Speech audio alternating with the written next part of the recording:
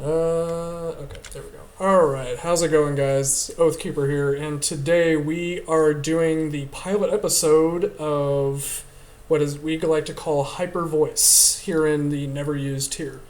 Uh, the name comes from all four of us being ranked voice on Pokemon Showdown, and idea just came around and we wanted to jump on it. So with me, I have Greninja Warrior, aka GW. Say hello. Hello, this is Ninja Warrior. What's up? And after that, we have Spacial Rendezvous. Say hello. Hi guys. By the way, GW sucks. Oh, you. Yep. You guys are going to be hearing a lot of Are you humor top on 10? this. Are you top? And then last, we have Xerovis. Say hello. Hey guys, Rose here. I just wanted to say, Awen, if you're listening, GW is awesome. Yay. So we will be doing this this series about once a month. Basically, telling you guys, what's hot, what's not, as far as Never Used goes. Rises and drops from tier shifts, the current state of the meta, like important, tours going on at the time, stuff like that. So, without any further ado, let's just jump right into it. We're going to start with the recent tier shift that happened about 3 days ago. We actually got a pretty good haul. We definitely got more than we lost. Let's see. We got 3 electric types. We got a table, and we got two. We got 2 Cell Valley forms, which is kind of nice, and then we got a bulky physical fighting type in Girder. So let's just start with the very first one. Goes by Morpeko. What do you guys' opinion on this thing? Okay, so my thing with Morpeko is that it's got a really interesting.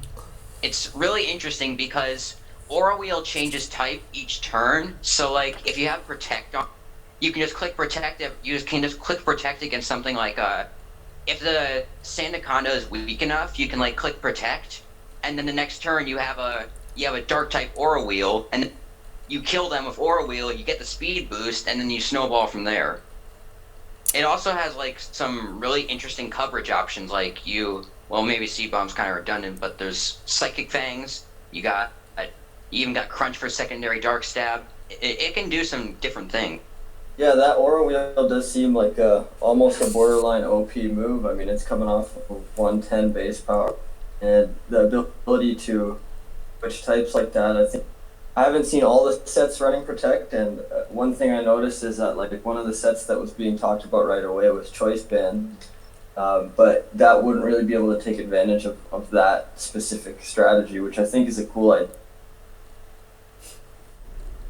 I haven't really used Morpeko yet, but it seems pretty cool. It has access to Rapid Spin and Aura Wheel, both of which boost its speed. If you use this Protect, you can kind of change which kind of Aura Wheel you have, which I think is cool. I do think it's very frail though, and you have to get it in on like a slower Pokemon that's at low HP, or else it's not going to work very well. Yeah, I mean, it does seem to hit a good speed. Like 322 is pretty good for the current NU tier. Like at least it outspeeds Sylvalley's. But of course, it's going to struggle against our Scarfers on a turn that it doesn't already have that speed boost. And another thing is it is weak to U-turn, which is sort of a disadvantage on a Mon that's coming in and out with Parting Shot. Yeah, and then there was a couple of things I wanted to add in there. Yeah, you did mention this. The nice speed tier. I mean, it's hitting. I mean, if you're going jolly, which you always should be, it's hitting 322, which notably is outspeeding a fellow Pikachu clone in Togedemaru. So if you are, I mean, granted you wouldn't run Scarf on this thing, but assuming you get an Aura Wheel off, then you can beat any incoming Scarfed Togedemarus.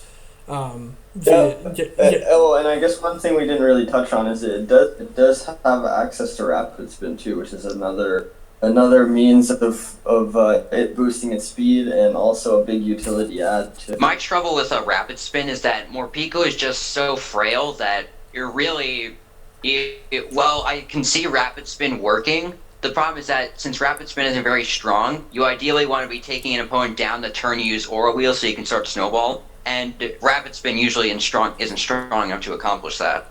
Yeah. That's correct. Yeah. And the other thing I was gonna say is, thanks to its dark typing. I mean, number one, it's immune to prankster, effects, and then number two, should there be any, ghost types such as, Rotom being a new addition to the meta, it makes them more, hesitant to switch in because, Hangry form Aura Wheel, just bops it into oblivion. So, I can see Morpeko just being, at least productive in the tier as it is right now, but that's just me.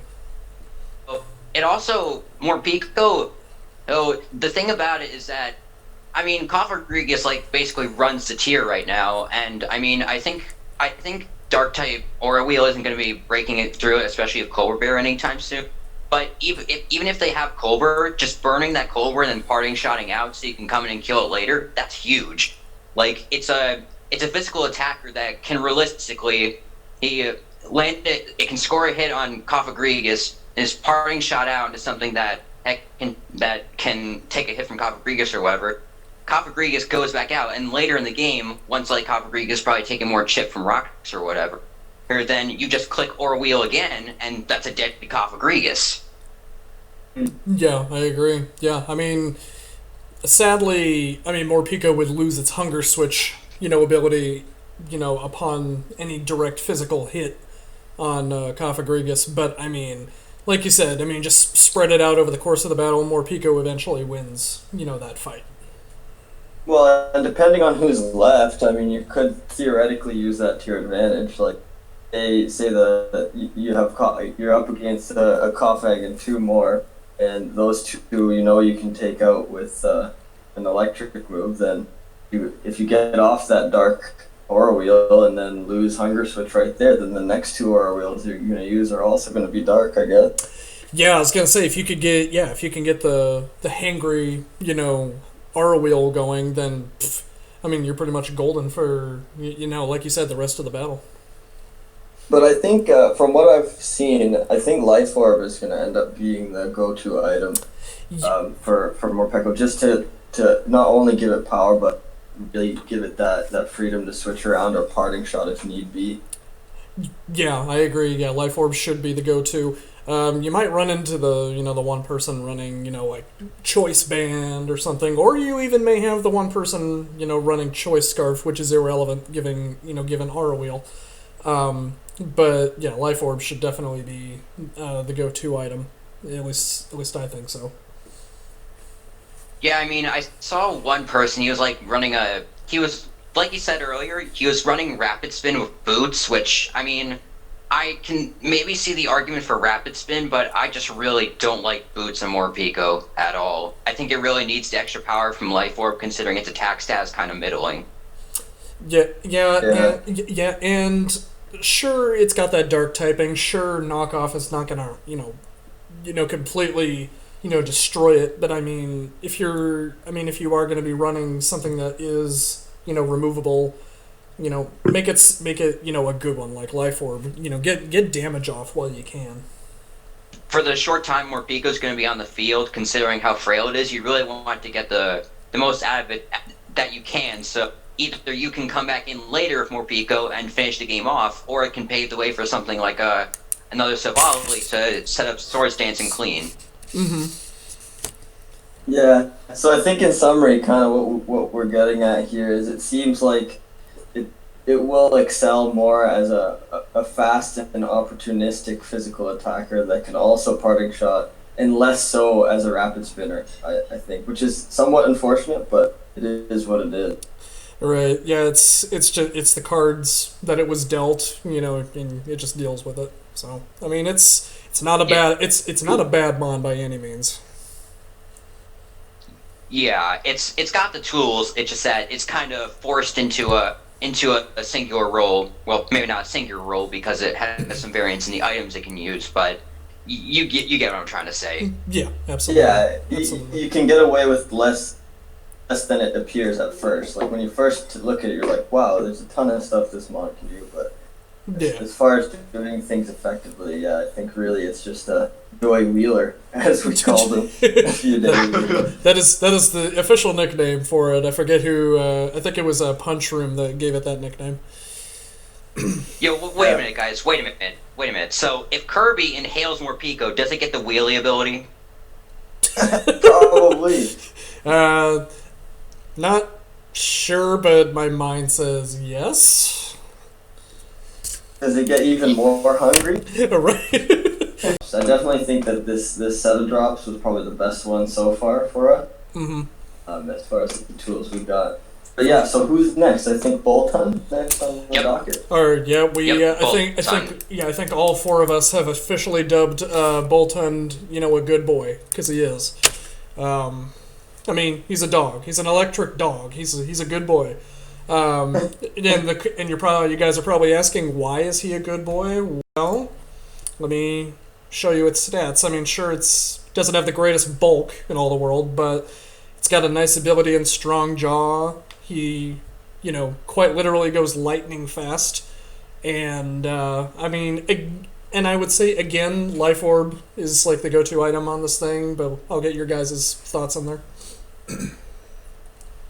Alright, so the main thing to me that stands out about Bolton is that historically physical electric types haven't been very good by virtue of just not having a very good stab move. Like, the best you were going to get was Wild Charge. I mean, like, look at Electivire. That thing, it's got pretty good stats for a physical electric type, but it just can't hack it because its stab is just not that great. But like Bolton, it gets Strong Jaw. It kind of gets past the issue of not having a good stab because with a Strong Jaw, it's stronger than Wild Charge with no recoil, so you don't have to worry about stacking with Life Orb. And you also have like Fire Fang, so Pharisee isn't going to do anything to you.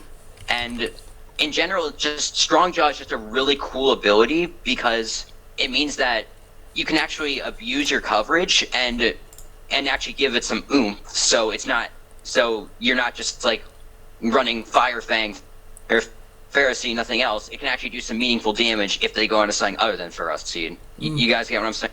Yeah, I agree. That is a big boon that its coverage moves. Even Crunch as well gets a nice boost. We already know that already has a nice base power of 80 on it too. And yeah, so Fire Fang is also a good choice, especially for Pharisee. Does it get any other biting moves? I think those are the main three. Is Thunder Fang, Fire Fang. Crunch being a notable one.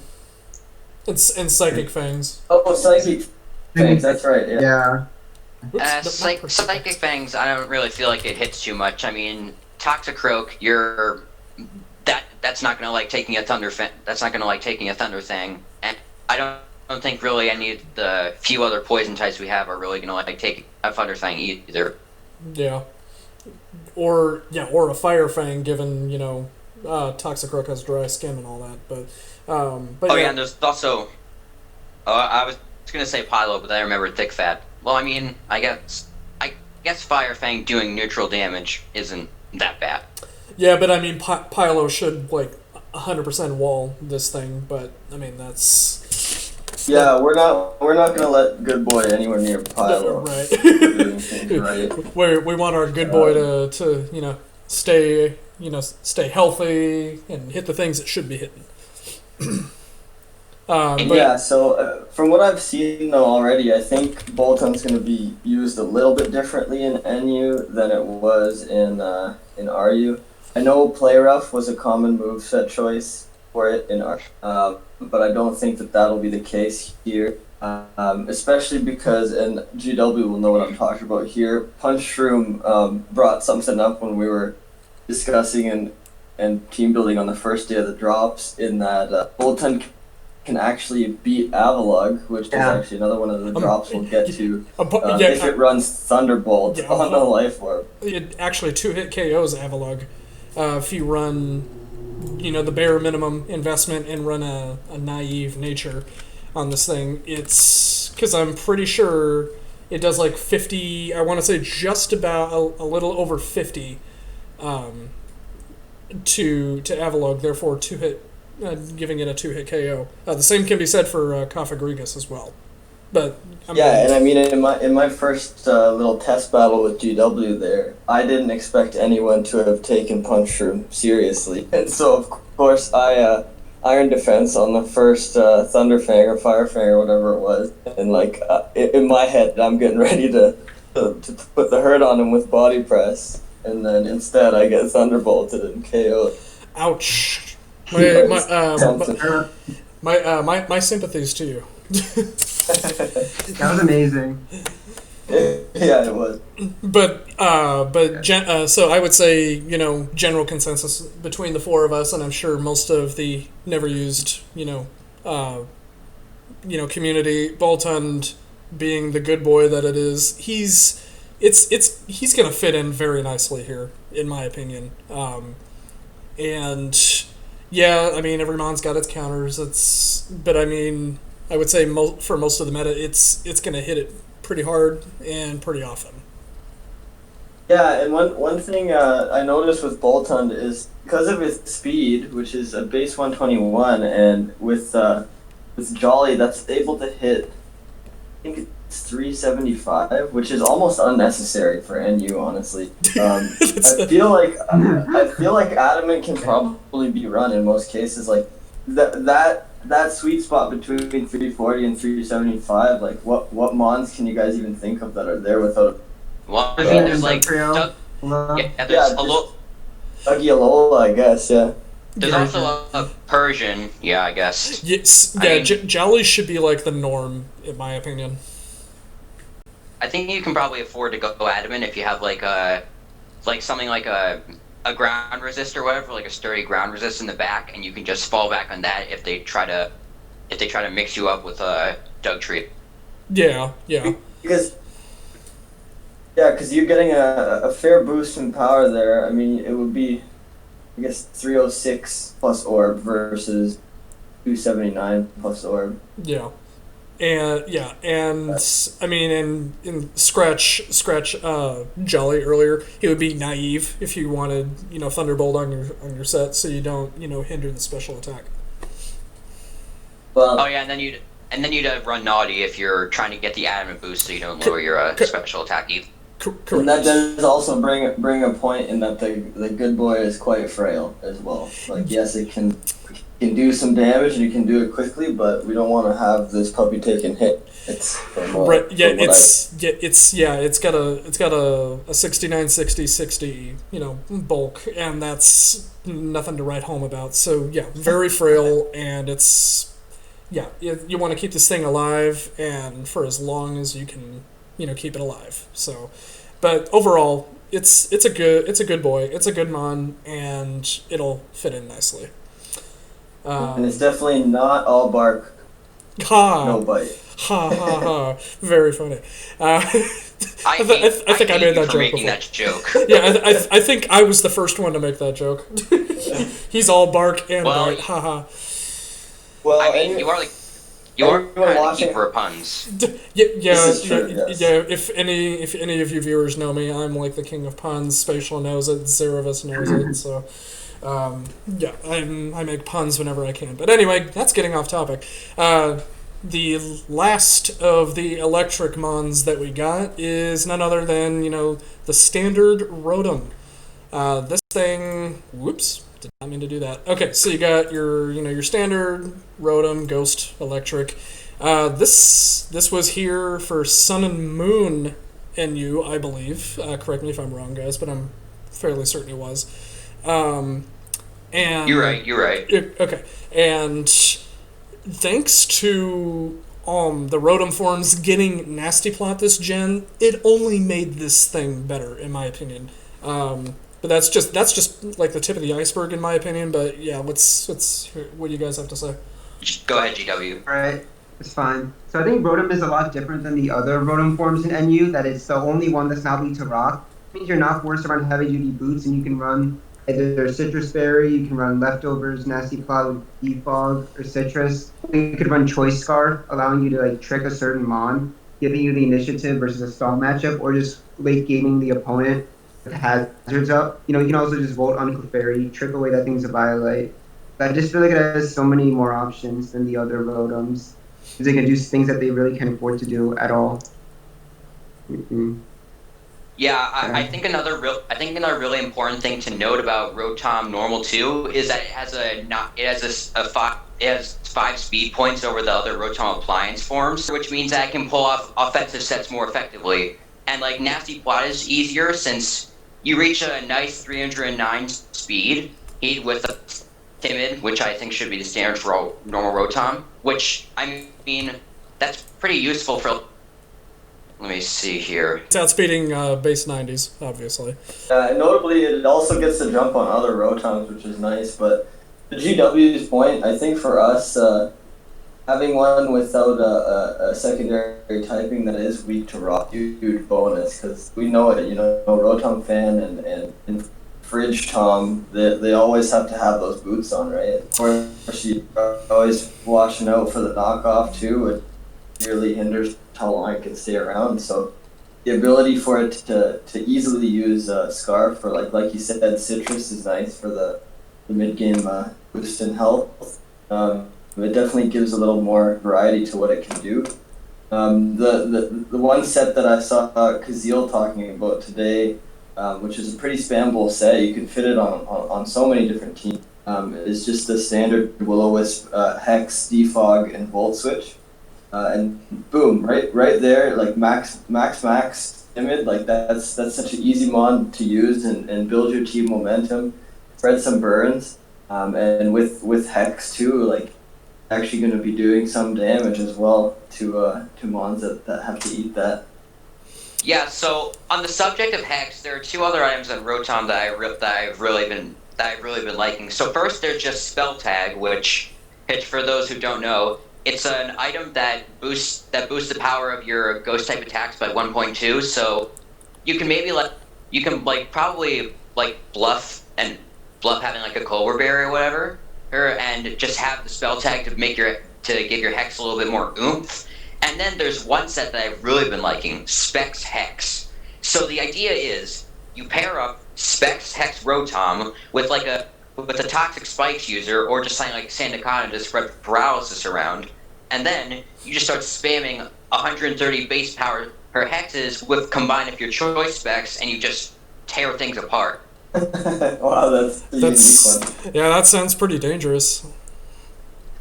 Another standard one I think we'll see a lot of because of the good speed that we mentioned before is just a nice, healthy, nasty plot with Thunderbolt and Shadow Ball as 2 pretty good offensive types to take advantage of. Mm-hmm. And with its special attack hitting, what'll it be? I think 574. If you're running Timid, 289. Yeah, so 578 after a plot. I mean that's offensive power on par with the Sylvalias after a Swords Dance. So that's going to be taking chunks out of a team for sure. I think the one downfall with using it offensively like that is, even though it is faster than like a good chunk, it is still outsped by all the Sylvalias, and we did get a few more this drop. As well as it is outsped by Morpeko and Boltund as well, so that is a bit unfortunate. But outside of that, like, it's a very usable Pokemon, and I can see it sticking around in NU for quite a while. Yeah, I agree. It's yeah, like you said, Morpeko and Boltund can just kind of wipe it out with Aura Wheel or Crunch. But, I mean, it's a spin blocker, it's a potential defogger, and it's a levitate mon. I mean, it's got its uses. But it is frail to an extent. I mean, base 50 HP it's not something you salivate at, but, I mean, it's got the 77 defense and special defense. I mean, it can probably. I mean, if you bring it in on the right things, it can eat up a hit or two. But I mean, it's just a mon that you want to keep around for as long as humanly possible. Well, and another thing though too with that is at least it does, even though it doesn't share the bulk that the appliance rotoms have at the 105 or 107 defenses or whatever it is. At least it does have a couple immunities to take advantage of. Like it'll be nice to switch it into like a hyper voice or like a close combat or something, and be able to work from there. So it's not without some merit at least.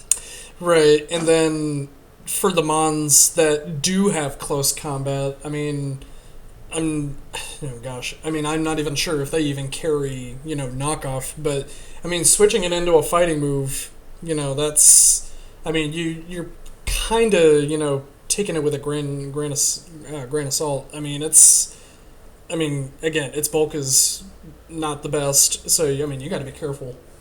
But yeah, because I mean, for example, to build on your point there, like if you switch into choice stock and take a knockoff, that's probably game over for Rotom. Yeah. But it definitely.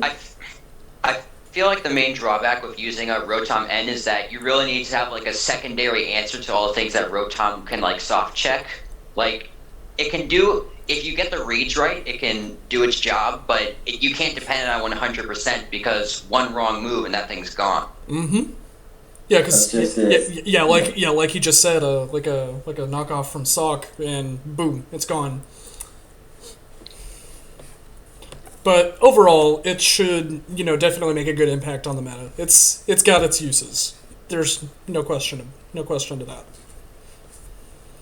All right, sure. So moving on, I think this is the one that I think all of us, kind of wanted to touch on the most. Avalugg, aka the table. It definitely got better this gen. Number one, because of heavy duty boots. Number two, it's got body press to beat everything that its ice moves cannot touch. So, it's the one thing that it can't touch being ghost types, and there are, unfortunately a couple have entered the meta as of now with it. But overall, I kind of like Avalugg, and but that's just me. Let's go ahead, guys. Yeah, go ahead. All right, so I think Avalugg is a very good mon because it typically runs max GT, max defense. As you can see, it has base 184 defense. It's absolutely absurd. I don't think anything in NU even comes close to it. It can easily that's like close to stealing. Yeah, that's like like Steelix is in that range, but he's RU. But yeah, we get. So you're gonna be able to avoid the 2 KO from +2 Savali, and then you can go for an Avalanche or Toxic to kind of wear it down. I know that some people like to try out the Iron Defense set, but then you're either not running Spin or you're not running Toxic, and I think not being able to cripple something like Kofag is really bad for it, since you're forcing that mon in most of the time. Mm-hmm. It's just I think it's just stopping SP Savali. It makes people consider, okay, should I run Flamethrower on my SP Savali, or do I want Avalugg to be like my living hell? It's just really good, and it's just a nice spinner as well. Where those hazards. Yeah, I mean it has a lot of toys. Like it has sturdy, which is really handy, and combining that with boots, like it does have a pretty good chance to survive almost any hit there at least once. Speaking to the movesets that you were saying, like I noticed you were running the Avalanche on there. The set I was running actually is Iron Defense, but I don't forego Toxic because I agree with you. You do really need to get rid of Kofag there because otherwise there's no way. And then so I have Iron Defense, Body Press, Toxic, and Recover. But then I am missing out on the ice move, and like he does have a pretty good natural attack stat. Like even uninvest, you're coming off of 239 attack, which is decent at least. So I don't know. I'm a little conflicted on the best set to run. I played a match today, and like of course it'll probably never happen again. But I was able to get to +6 defense with Avalugg, and Body Press absolutely just demolishes pretty much anything coming from 2,000 defense. So, like, even, checks and everything, I'm pretty sure, like, I think it one-hit Clefairy in that battle, too, which is pretty crazy. But Yeah. So my Go ahead. So my take on Avalug is that, I know it may sound a little bit weird, but I think it's like kind of like a more extreme version of Cofagrigus. Like, it kind of has the same idea: huge defense stat, and nice utility moves. Like, it's got body press, iron defense, kind of has some similar tools in its kit. The thing about Avalug is that it has more hard answers just by virtue of having such a horrid special defense. Well, Cofagrigus isn't as airtight as a physical wall, but it can at least take a hit or two on the special side because it at least has some mixed bulk.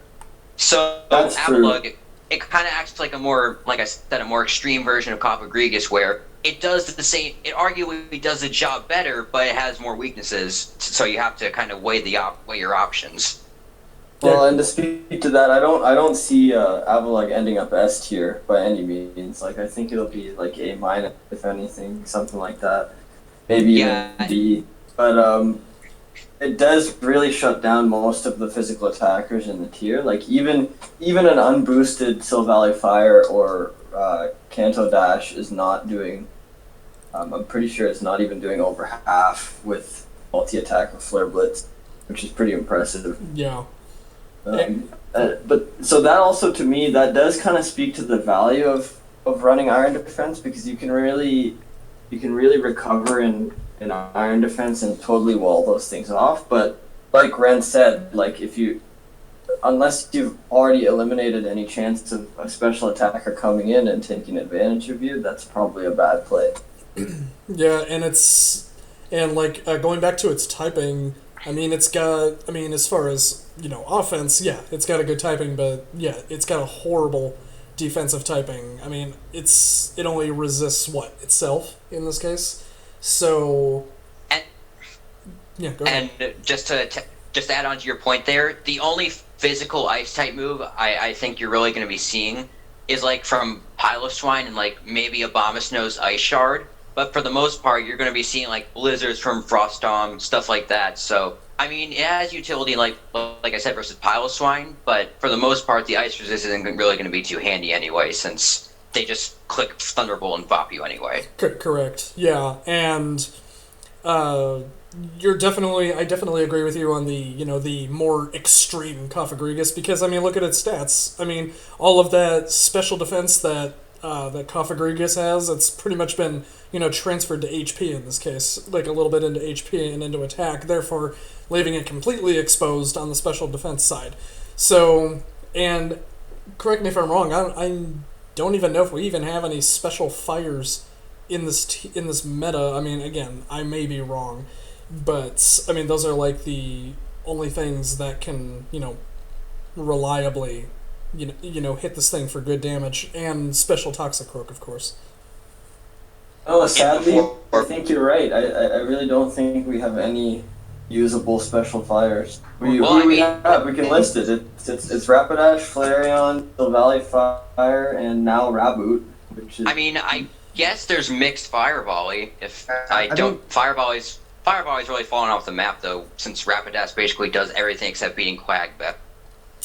Yeah, but if people still are choosing to run Silvally Fire, then yeah, they'd probably have to run a special set and just bop this thing with Flamethrower.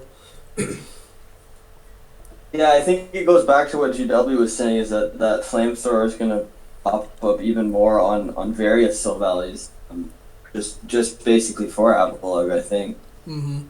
And then, like I was just saying, special Toxicroak can probably bop this thing with an uninvested Focus Blast. And correct me if I'm wrong. I may be wrong. It may need to click Nasty Plot once, but still, an LO Focus Blast should still hurt this thing a ton. No, man, I'm almost 100% sure you're right. I would even hazard that Life Orb Vacuum Wave comes close to one hit. Jesus. It has abysmal special defense. It's 128, which is like, terrible. That's like getting close to like Stonejourner range right there. Yeah, exactly.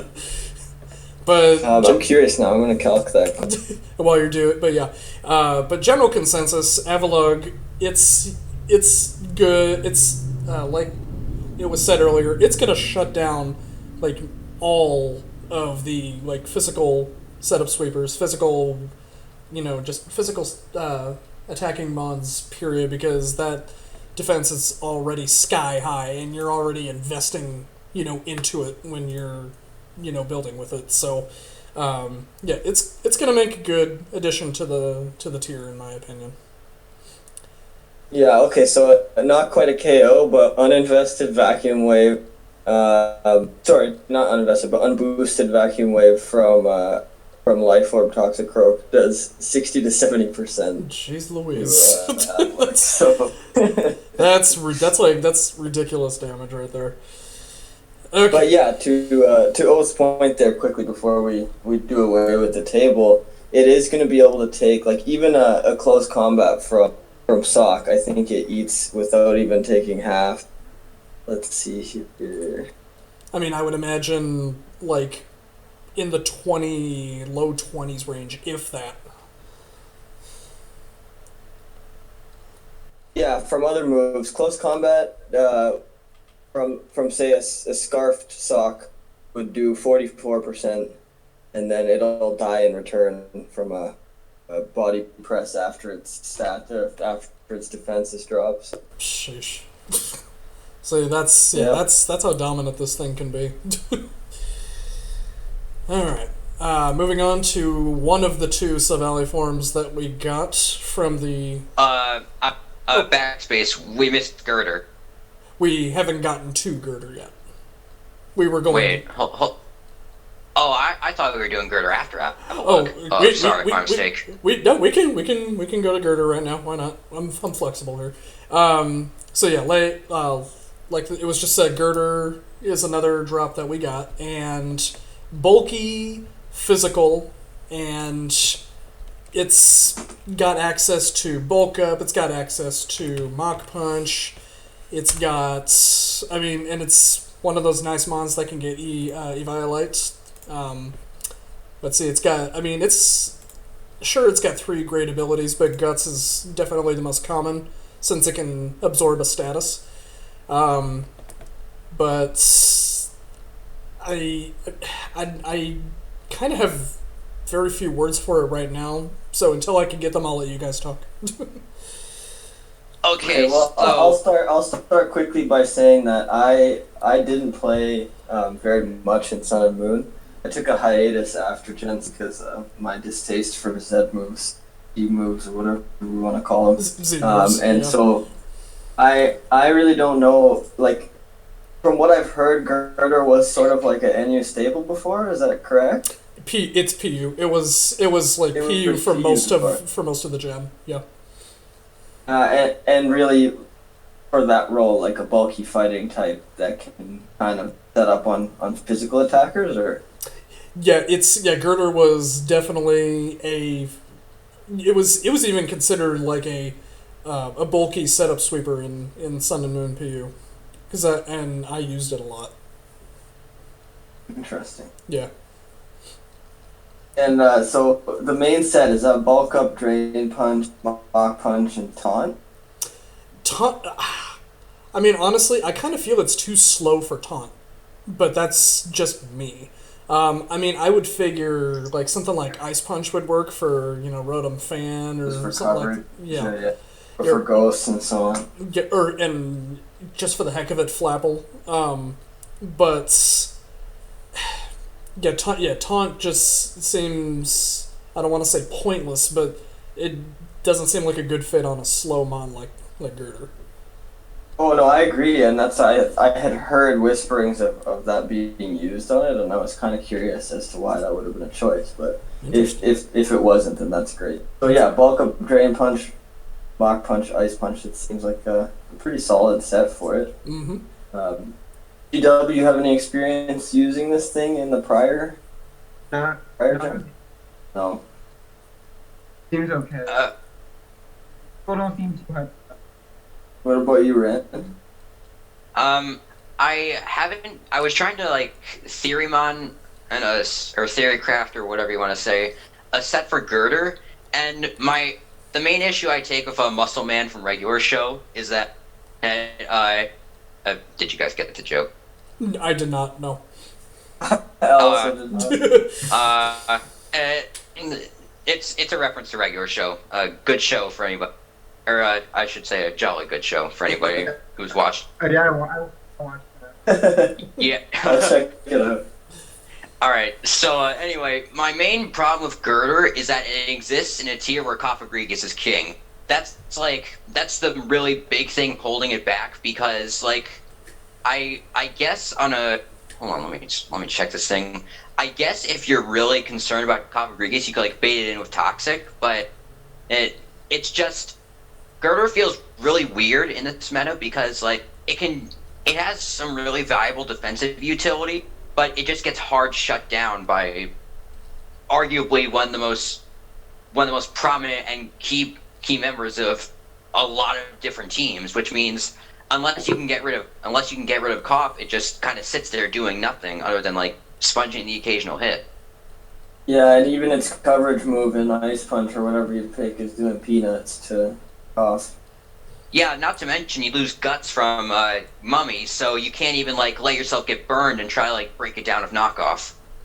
You'd have to. Yeah, so that really. You'd have to switch it out and then bring it back in, which is just tiresome as it is.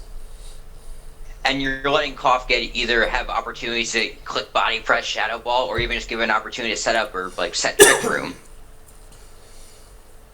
Mm-hmm. Sorry. Yeah, so that really is a subpar matchup for Girder to be coming down here to have to deal with Cough. Yeah.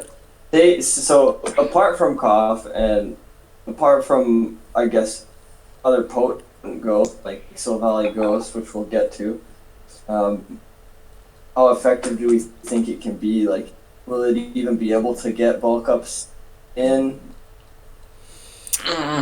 It's tough to say. I mean, it kind of feels like you could forego bulk up and just go something like Drain Punch, Mach Punch, Knock Off, and Ice Punch.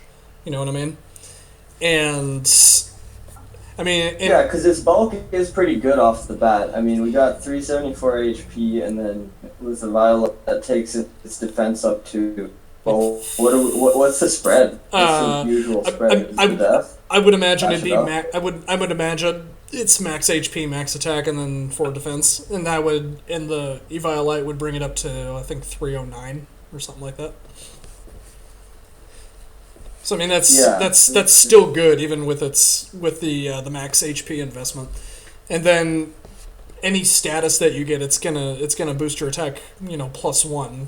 So I think you could choose to go bulk up, but as of right now I don't think it's completely necessary. Yeah. I just like to add, you probably want to run like 84 speed EVs so you get to jump on Piloswine, maybe. Like just an idea we're considering. Yeah, like base 50s or something like that, or. Yeah, you creep uninvested base 50s of 84 speed EVs. Right. Okay, that would seem fair. Okay. Yeah. And then max attack, and then the rest in HP or something like that. Yeah, actually, that would work. Yeah, that would work. Yeah, I'm looking at it right now. If you guys see what I'm saying, but yeah, that could definitely work. But overall, I mean, having a physically bulky fighting, I mean, you're eating up U-turns, you're eating up Mach Punches. This thing's gonna fit in very nicely, in my opinion. I think Ren's concern is valid. It's not like it's Clefable and OE right now, but you do see Koffag on a lot of teams, let's say maybe like 20%, something like that. So it'll be interesting to see if people can manage to take advantage of Girder. Mm-hmm. But it definitely does have some tools in its bulk and its ability to for sure heal up with Drain Punch. Anything to add, GW? I think I saw someone talking about Stomping Tantrum. I think it gets that. I don't know. Interesting. Uh, Someone's Tantrum. S- it s- gets that's high where- horsepower. It gets high high horsepower. horsepower. My bad. Not I'm s- high horsepower. They so, bulk up. They like wear croak. I don't know. so it's like and if that's the case, the question that comes to my mind is what is that hitting that its fighting moves aren't? Oh, poisons. Excuse me. Garboder. Yeah. Yeah, okay, poisons. Garboder. I knew that. I knew that. It's probably there's also- Stun Tank too. There's also poison volley. That's less common, but still a thing. Yeah. I mean, yeah, because otherwise Poison Valley just walls everything else Girder has. So yeah, I mean, I guess I could see the viability in that. But Yeah, definitely for Croak and Garbota though. Even Skuntank I've seen has dropped in usage a big time. Definitely plummeted after Haunter got banned.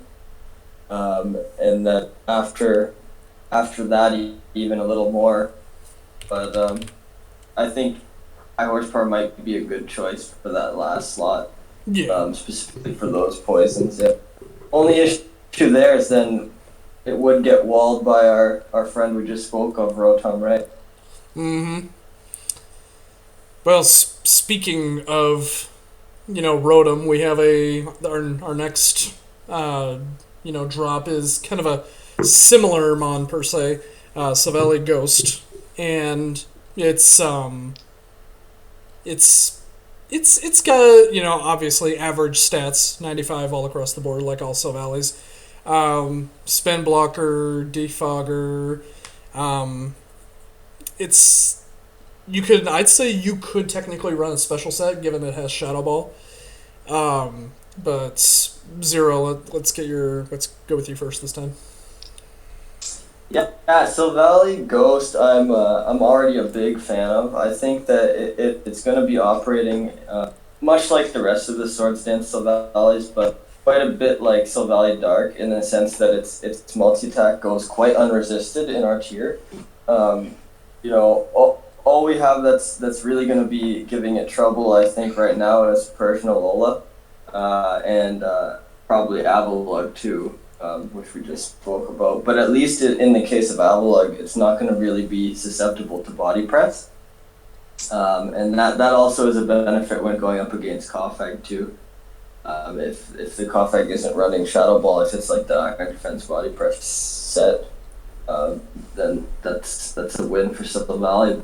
Either way, like all the Silver Valleys that use Swords Dance are pretty simple in their use. It's like as soon as you get a Swords Dance up, if you're packing Flame Charge, like you can really snowball from there. But even if not, you're already putting a lot of offensive pressure on the opponent with just that one boost.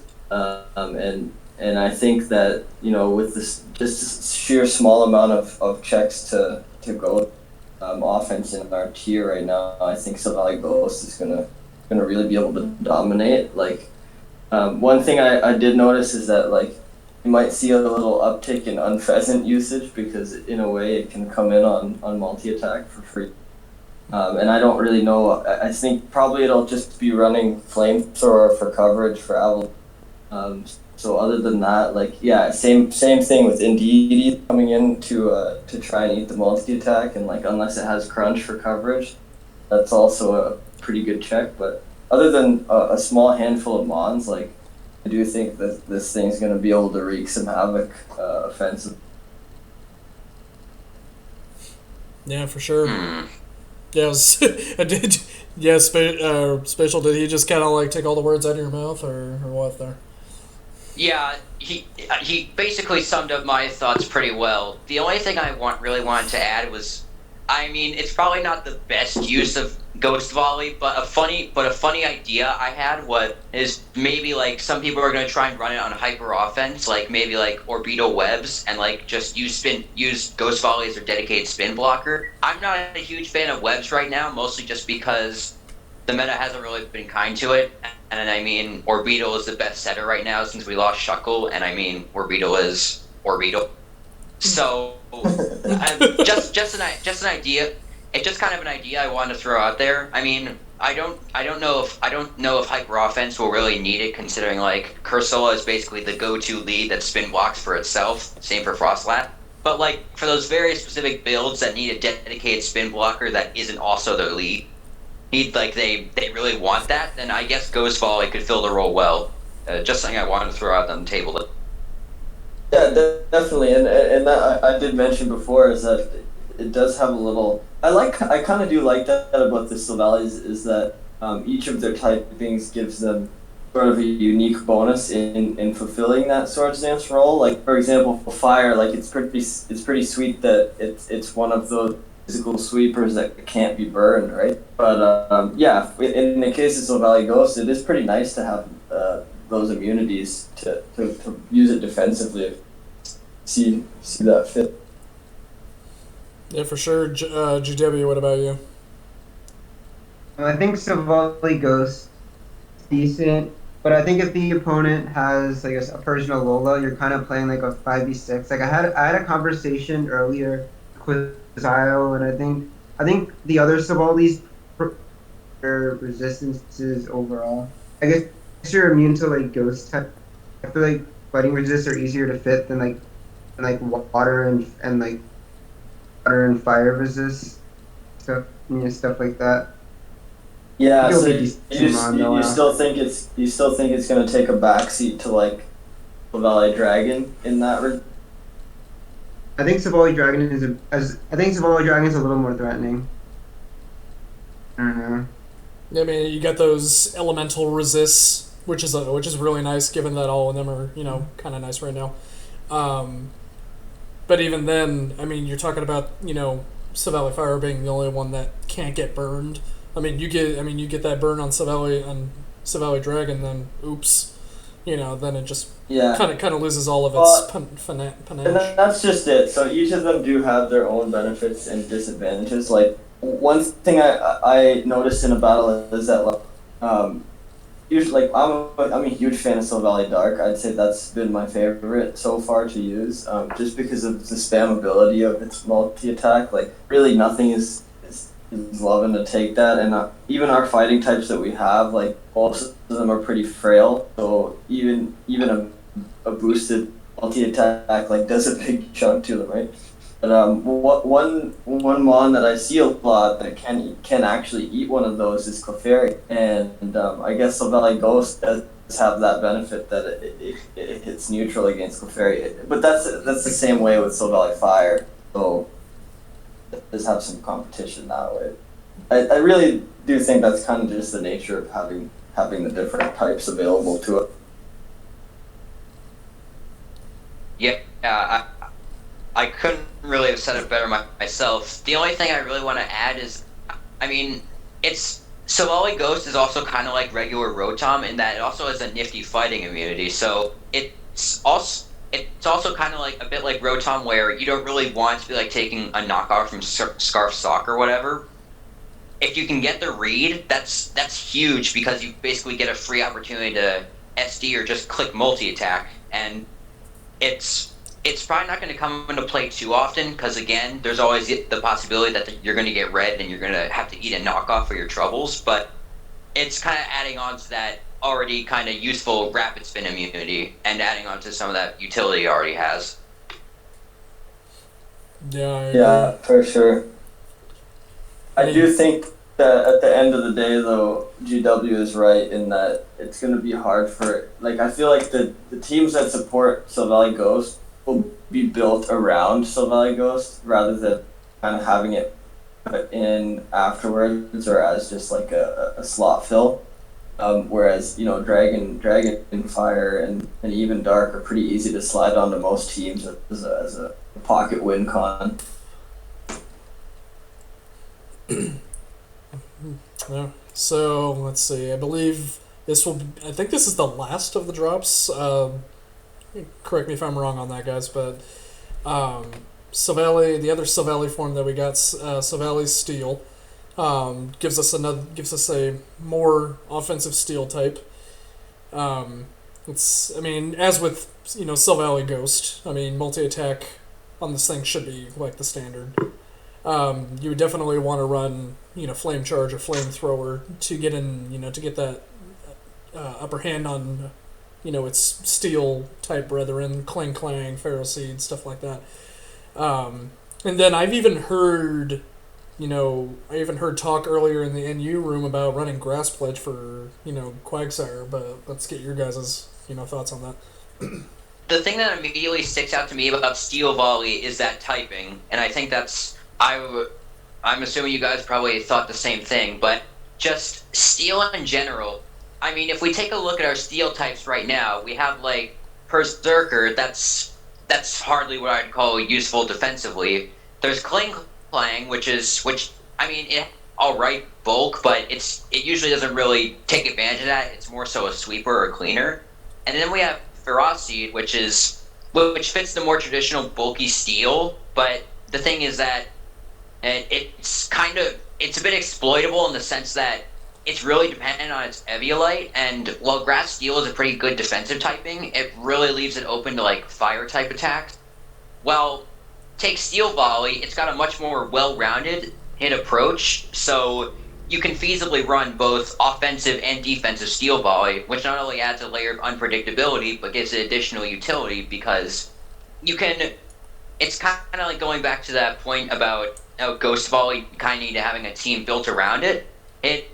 Steel Volley can usually kind of be like slotted into a team to fit its needs. Like you could easily slap Swords Dance Steel Volley in a team that really needs its resistances, or run like a bulky Steel Volley for a team that needs its pivoting skills.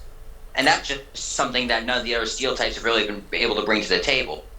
And technically you could have it on there for defogging purposes. Oh yeah, because you resist rocks. That's huge. Correct.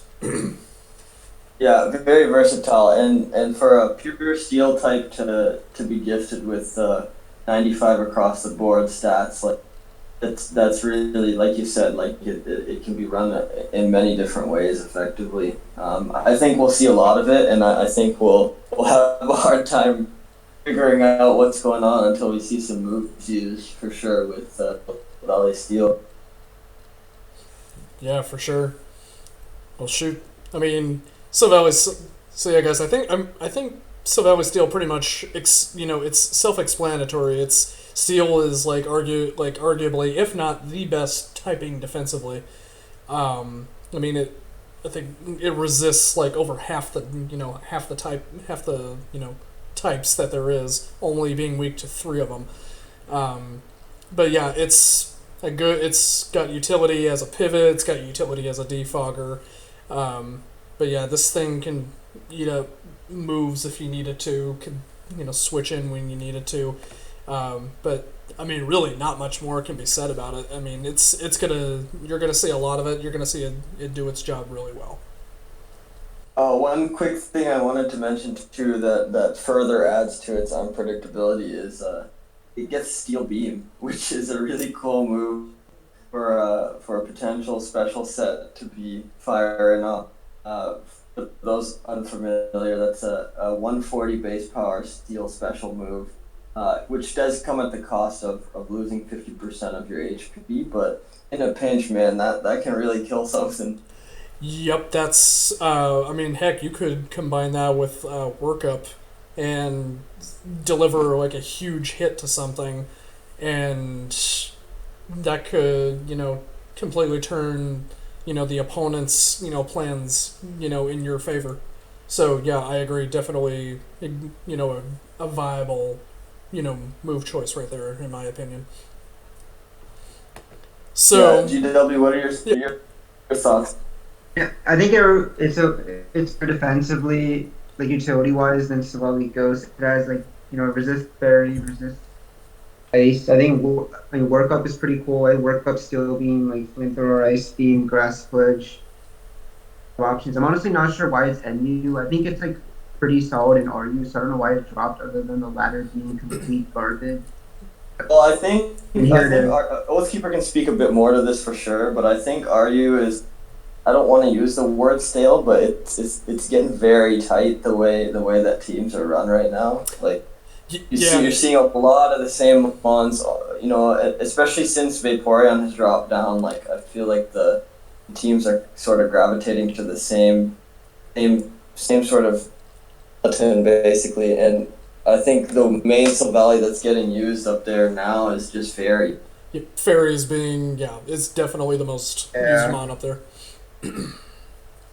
So that's probably really why we got it. Is I think they got a lot of toys in the last drop, like Vaporeon and like Braviary and Duraludon. Who when I heard about that, I was like, how is Duraludon already like what the? I guess you didn't like it that much. Oh, no, I love it. I wasn't sure how it made it down there. Honestly, like I think Duraludon's the force to be reckoned with. But yeah, Silvally Steel definitely will definitely fit in nicely here. So with all the gains that we got, we only suffered one loss to RU, and that is the old timer Drampa, the normal dragon type Drampa. We lost. I mean, it was a powerful specs user. We can all agree on that. I mean, there's like no switch-ins to that thing. So, and you lost a huge special wall breaker, and I mean, heck, there were even people running Calm Mind, Roost, Defog on their sets. But let's get your guys' thoughts. Let's go Spacial first. Alright, so my thing with Drampa is that I wouldn't necessarily call it unhealthy for the tier, but the problem was that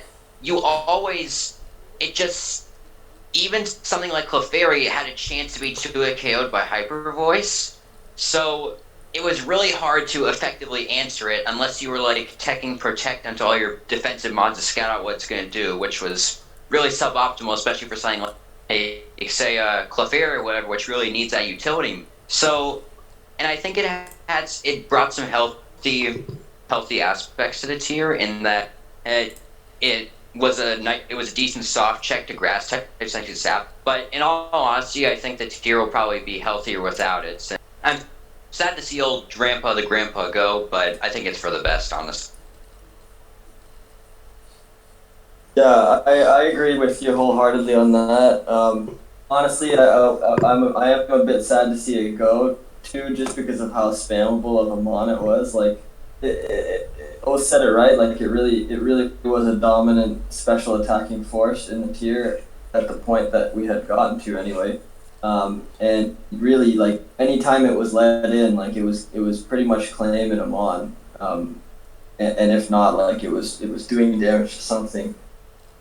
So in that regard, like that part of it was a little bit unhealthy for the tier, just because, like you said, like our only real special answer is Clefairy, and even that was getting 2-hit KO'd by the Specs Hyper Voice, and so I think it is probably for the betterment of the tier that it is gone, and I think probably if it didn't rise by usage, I think maybe in the next few months, it's hard to say because we will get a lot of mons with the DLC. But there was whisperings in the past of voting to ban it. Like, I know in the original Meta Mondays, Yoshi, Kyo, and Rabia had spoken about, I think one or two people had tried to vote to ban it early on, and kind of had that foresight to see that it would become a little bit of a problem later on. But I will miss, like you said, Rand, I will miss the utility that it brought in being able to sip grass moves, especially Sleep Powder from like Eldegoss and Cheesy Butterfree. Like, that's I'm gonna really miss switching Drampa into Butterfree Sleep Powder and then Revenge killing it that way. But I think overall it's probably best that we say goodbye to the Drampa. And yeah, I think Drampa is just really unhealthy overall. The fact that you pretty much have to run special Gorgeist to even like have a chance. You typically want to run something like Fire Blast or Shadow Sneak, but it's not even like a viable option. Every time Drampa comes in, it pretty much gets a KO. It's like the best special wall in the tier, or at least one of.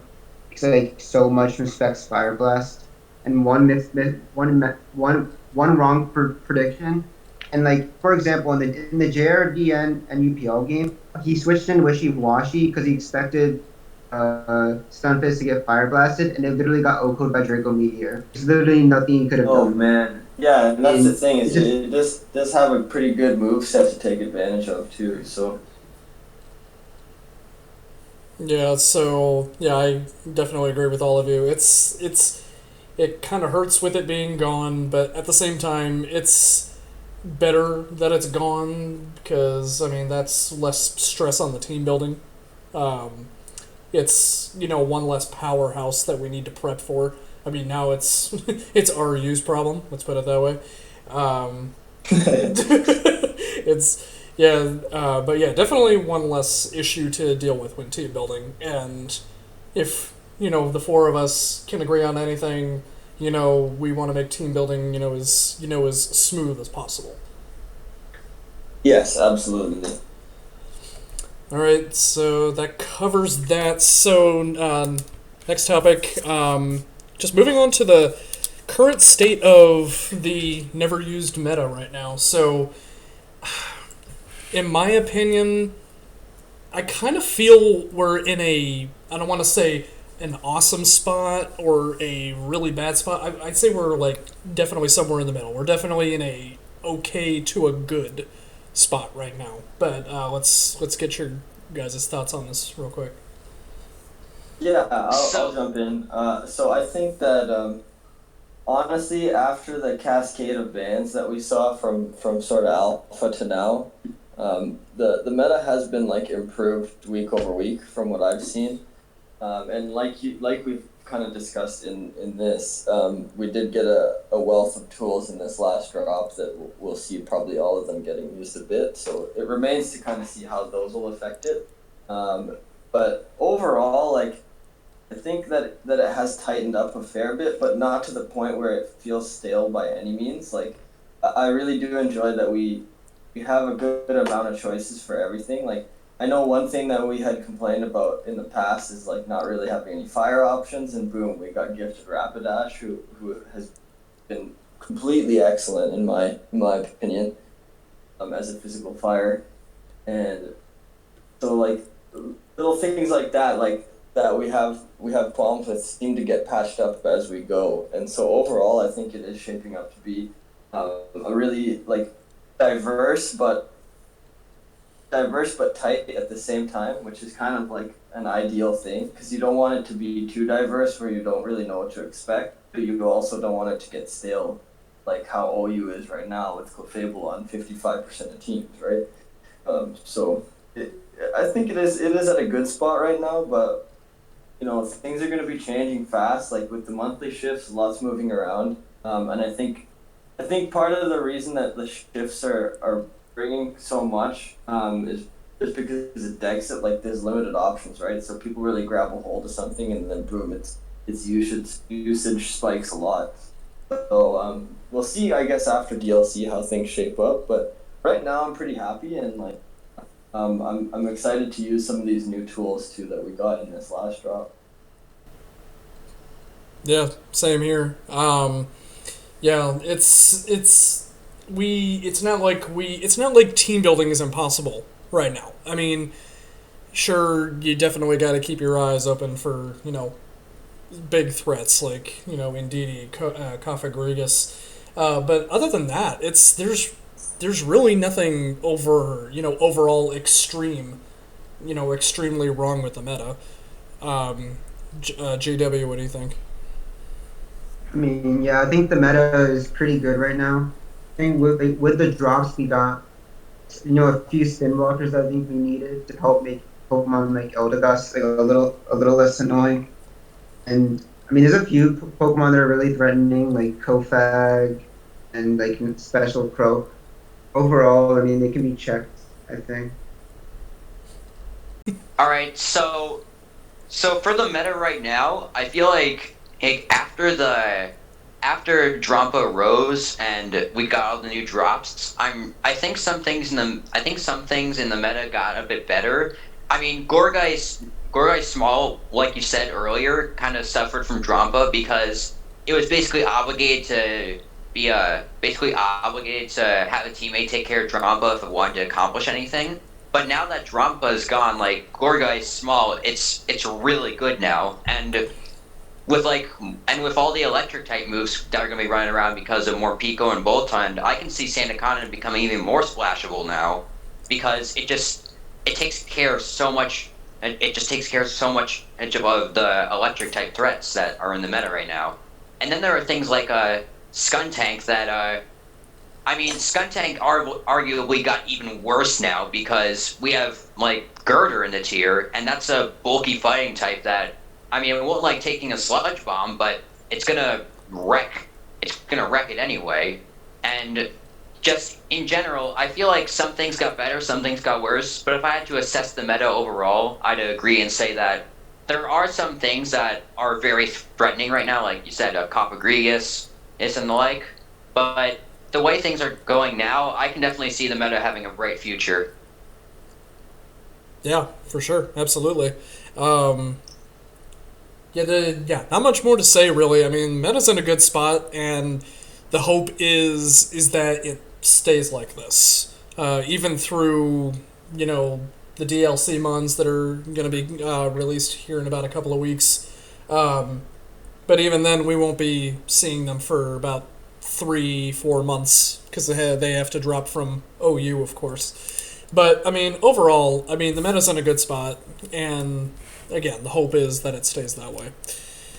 All right, let's see. Next topic being, just I think it was either yesterday or the day before. The hidden abilities got released for the Galar starters, all of them, and people are already having fun with these things. Like RU is already having fun with Grassy Surge Rillaboom, and Thwacky.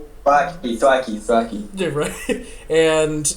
I hate to say it, but the lower tiers enjoying, Thwacky and Raboot, they need to enjoy it while they can, because those things are going to rise, in my opinion. With the Cinderace line getting Libero, which is essentially protein, so it changes the type, changes the Mon's type based on the move it used, and then the Grookey line getting Grassy Surge, which is huge given that it boosts grass moves. But let's Zero. What are your thoughts on the hidden abilities?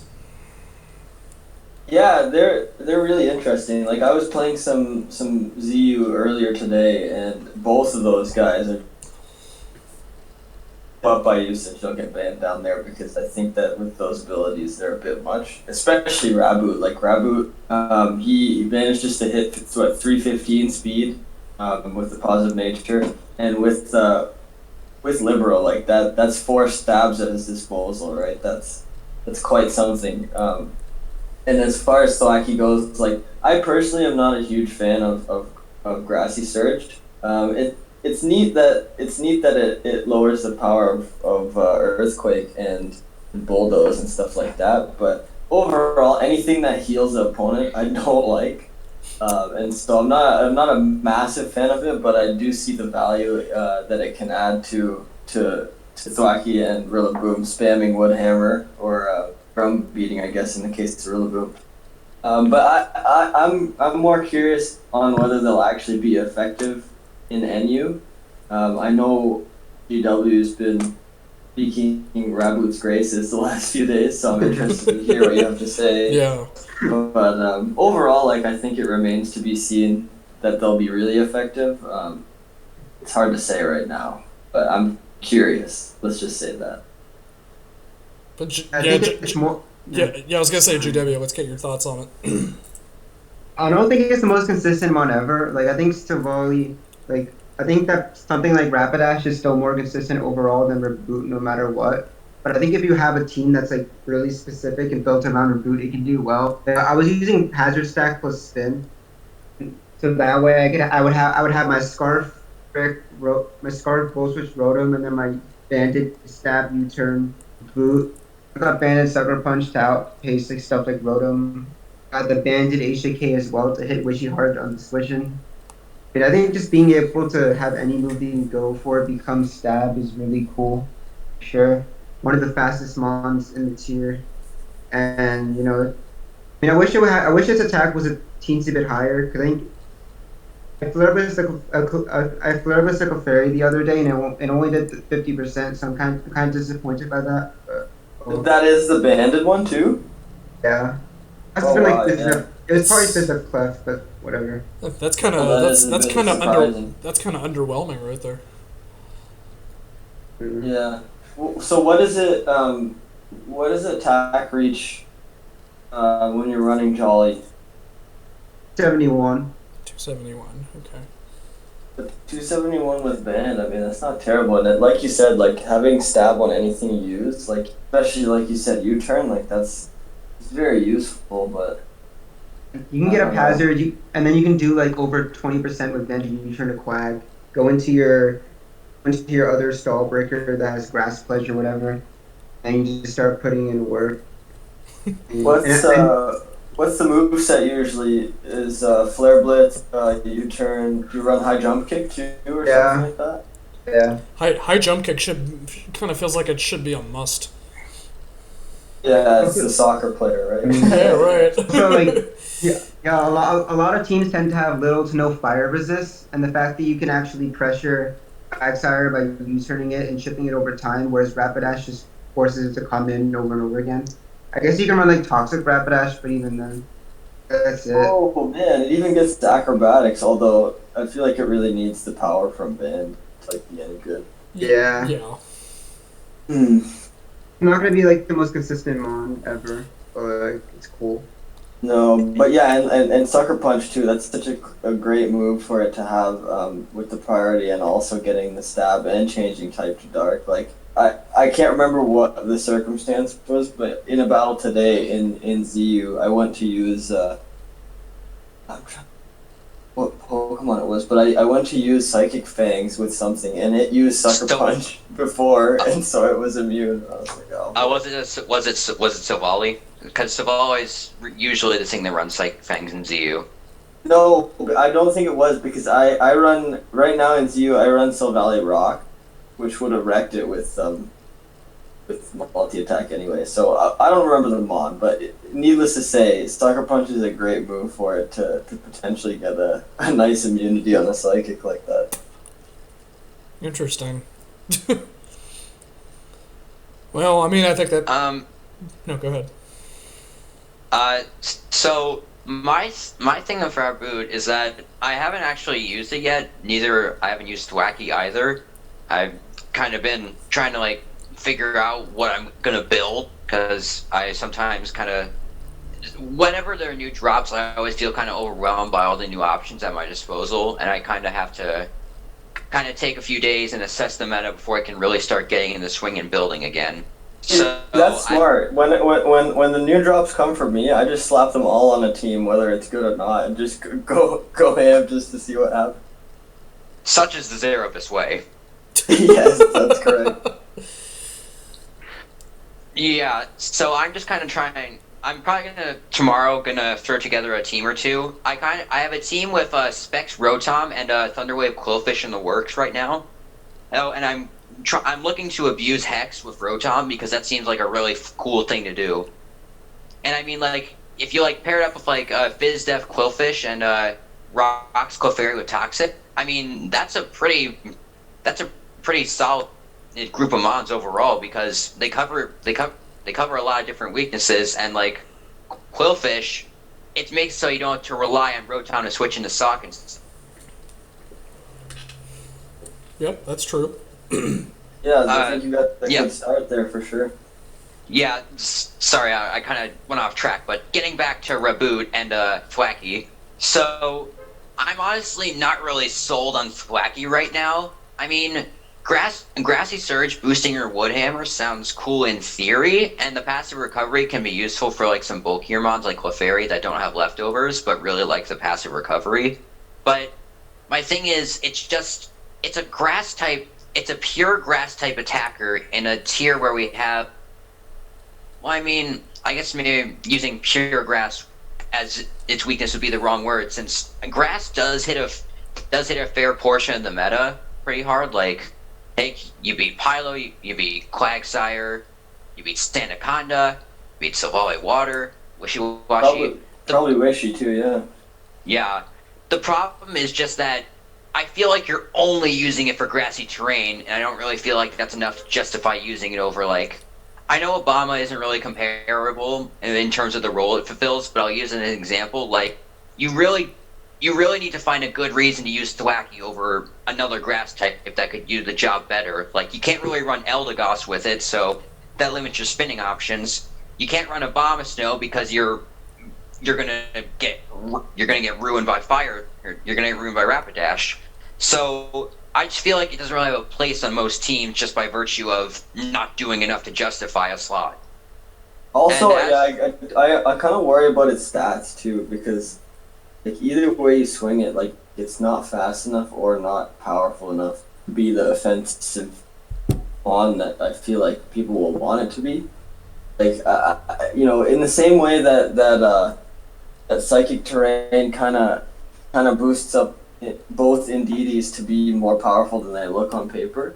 I don't think that grassy terrain is going to be enough for Thwacky to like really push Woodhammer into that oh crap realm, And then like as far as the speed goes, like it's begging to be given a scarf at 80 speed, but at the same time that leaves you with just 261 attack, which is that great.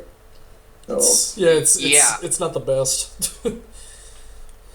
Yeah, as for a good old Raboot, I think I'm still not entirely sold on that either, but I can definitely see it having some potential because the thing about Raboot is that Libero, it's just such an absurd ability because you getting stab on every attack. I mean, just like take a look at Greninja back in like Gen 7 OU or even like Gen 6 OU, who like getting stab on all your moves is absurd because you don't really have to worry about predicting right. Well, I mean, you still have to kind of predict, but you have to worry less about predicting because no matter what you do, you're still going to be hitting hard. And it also makes it so you're not obligated to click Flare Blitz a lot, which I feel really helps in conserving Raboot's health because, I mean, its base HP stat isn't that great, so Flare Blitz recoil is going to take you down real quick, not to mention Stealth Rock. So I can see it having some potential because it has a more defined role than Thwacky, where it actually brings something else other than grassy terrain to the table. Like, it's a strong pivot, a strong fire-type pivot, which the only competition it really has in that regard is Silvally Fire, but even that hardly ever carries a U-turn or whatever, because it's mainly just a dedicated sweeper. So, I think I'm going to sit back and see what it can do, but I'm at least semi-hopeful that it can have some sort of niche, even if it's only just a small one. Yeah, I agree. Yeah, I mean, the Cinderace line definitely has, the best hidden ability by far. I mean, the poor Inteleon line. I mean, they got Sniper, which is horrible unless they were running like Focus Energy or whatnot. But the Cinderace line definitely got the best hidden ability, hands down. Fun fact: Drizzile doesn't get Focus Energy. So it also doesn't get Hydro Pump either. It has to rely on Surf, and it doesn't even get Ice Beam. I mean, it somehow gets Ice Shard, but not Ice Beam. I don't know who made Arceus mad that day, but he just really gave Drizzile the short end of the stick. That's very unfortunate, especially when James Pond is definitely the coolest starter. The name's James Pond.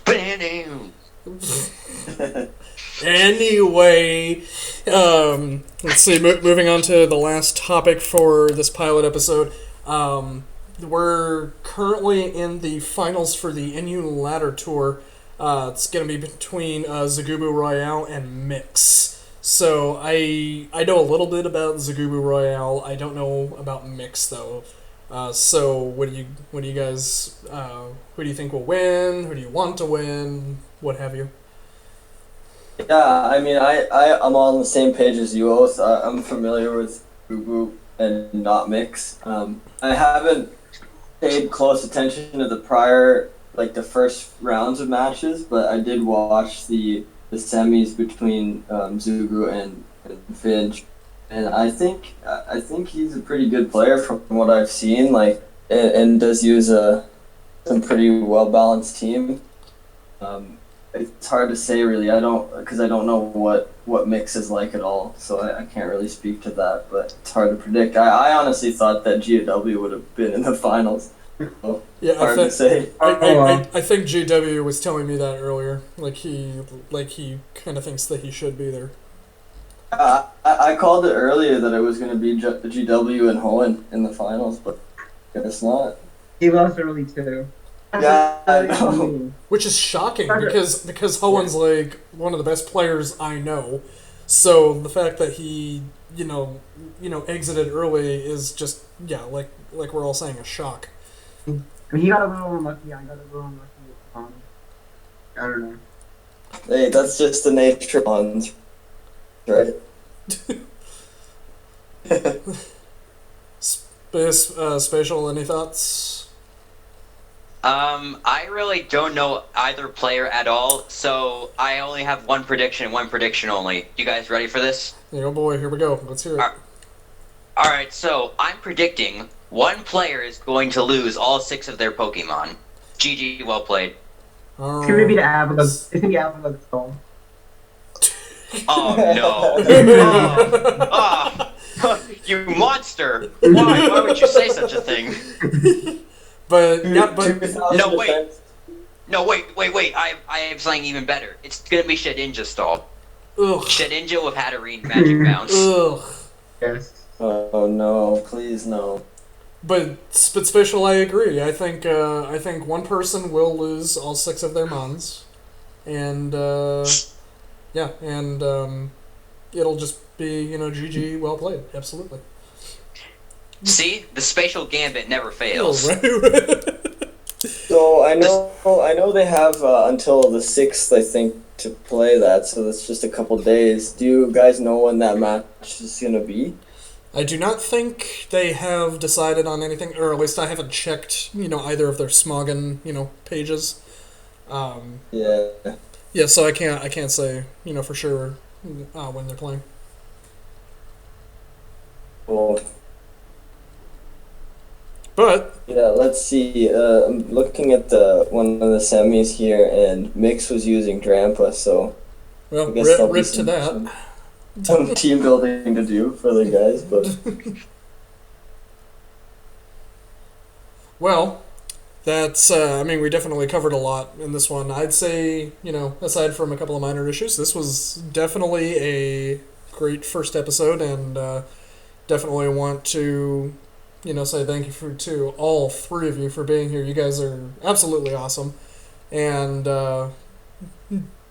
even in future episodes, it's not just going to be the 3 of us. We'll have, like, a special guest or 2. Maybe Hoenn confirm, maybe Davin, just any other random voices or drivers. But what was that? The Legend of Zelda. Yes. But no mods allowed though. Sorry. Yeah, we will. Yeah. We'll allow drivers. Drivers like Hoenn is fine, but no mods or tier leader or room owner. No offense to you guys if you're watching. But yeah, only drivers are fellow voices. But I hope you guys liked this first episode. There will definitely be many more to come. So hope you guys enjoyed this, and we will see you all in the next episode. Have a good one.